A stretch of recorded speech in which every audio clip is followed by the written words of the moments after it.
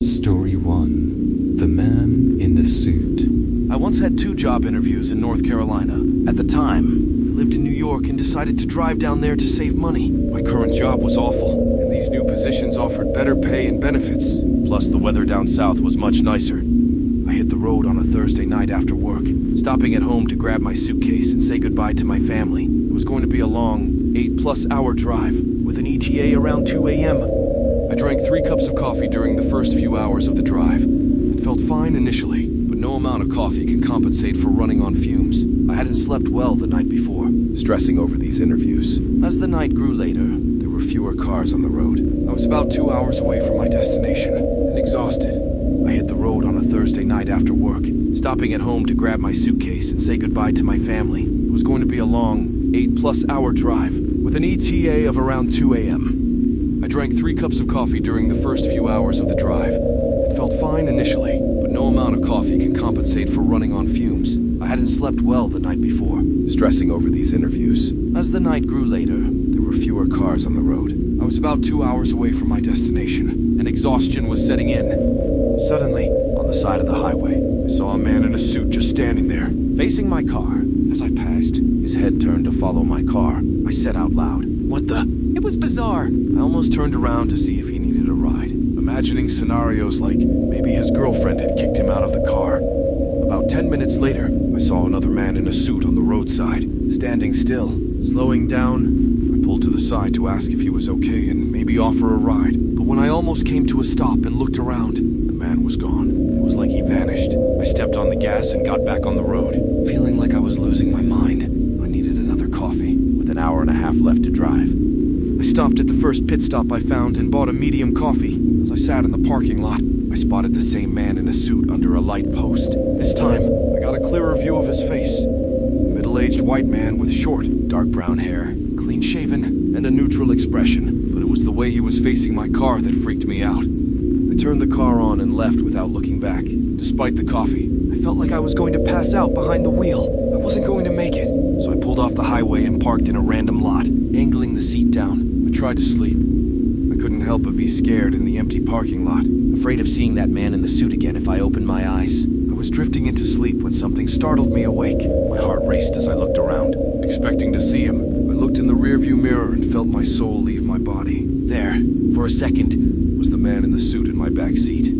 I opened the door, screamed, and fell backward out of the car. Crawling back, I kept screaming until I got up, looked inside, and saw nobody. The back seat was empty. My mind had been playing tricks on me all night. I got back in the car, heart racing, too awake to sleep. I turned the car back on, finished my coffee, and completed the drive.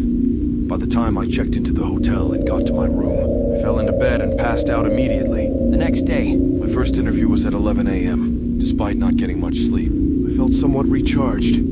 But when my interviewer walked out to greet me, I froze. He looked identical to the man in the suit I had hallucinated the night before. The interviewer noticed me freeze, and I could see it in his face. I tried to recover, but it set the tone for the rest of the interview, and I was completely nervous and out of it. It felt like a dream. I left that interview with only an hour to prepare for my next one. My next interviewer was a woman, and I did much better.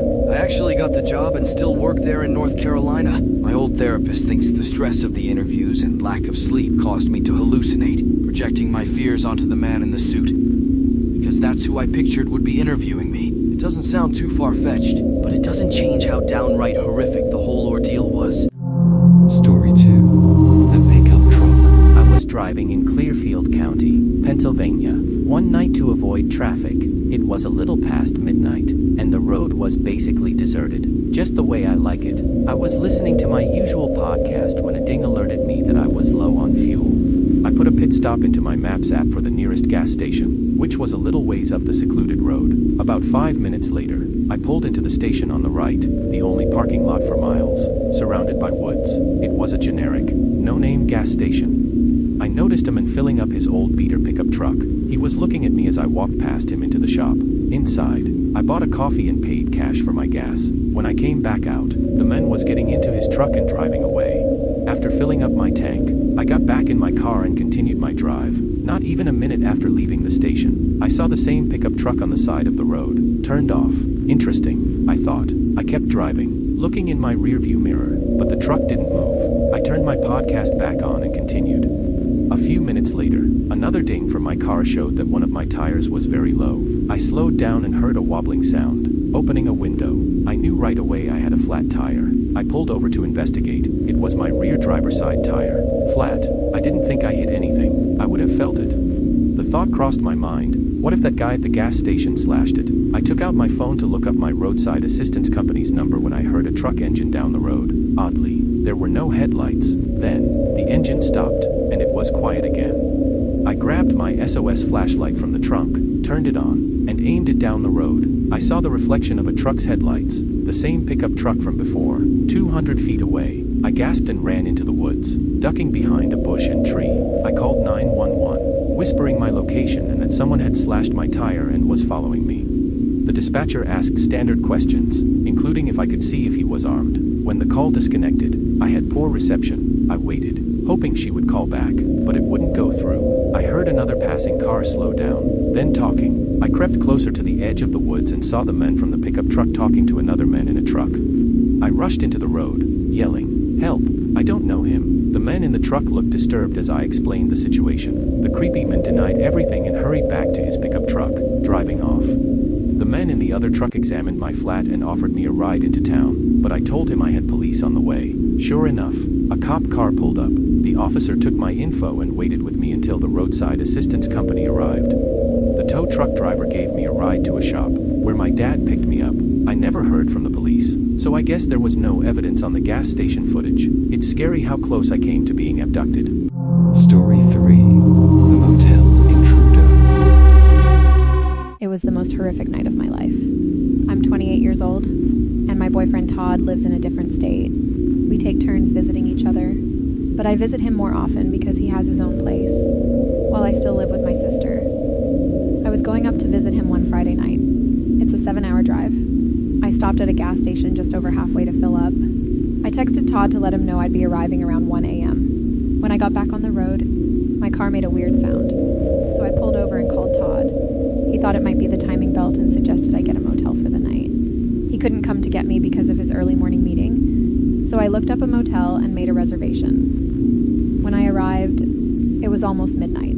The front desk clerk, an older woman, handed me the key and directions to my room. I thanked her and headed to room 8, right next to the main office. I was so tired. I didn't even shower. I just crawled into bed and passed out. I woke up to a banging noise and looked at the clock, 3:12 a.m. The noise came from the front door, like someone was knocking. I got out of bed and looked through the peephole but saw nothing. The banging continued, and I was too scared to open the door. I called the front desk, but no one answered. I tried Todd, but he didn't pick up. I was about to call 911 when the banging stopped. I waited a minute, listening, then slowly opened the door. No one was there, but a note was taped to the door. It said, "I'm watching you." My blood ran cold. I shut the door, locked it, and pushed a chair under the doorknob. I called 911, trying to stay calm as I explained the situation. The dispatcher stayed on the line with me until a patrol car arrived. The officers knocked on my door, and I showed them the note. They searched the area but found no one. They advised me to leave the motel, so I packed up and checked out. I drove to Todd's place, too scared to sleep. He was furious when he found out what happened. Later, I learned that the motel had security cameras, but the footage was too blurry to identify anyone. The police never caught the intruder, but I never stayed in a roadside motel again. Make sure to like, subscribe and share, or else